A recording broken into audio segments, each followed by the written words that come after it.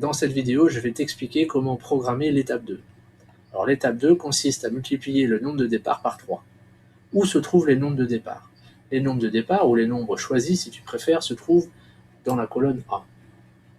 Ici, notre but est donc que tous ces nombres-là soient multipliés par 3 et que les résultats viennent s'écrire ici.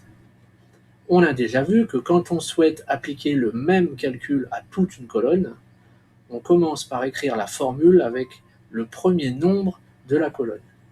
Donc ici, on va devoir demander au tableur de multiplier le nombre 0, qui est le premier nombre de notre colonne, par 3.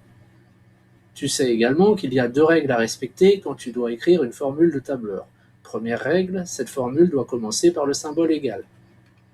Deuxième règle, il est interdit d'utiliser le contenu des cellules, mais plutôt leur adresse, parce que sinon, la poignée de recopie ne fonctionnera pas. Donc ici, je ne vais pas écrire égal 0 multiplié par 3. Je vais écrire égal l'adresse qui contient le nombre 0 multiplié par 3.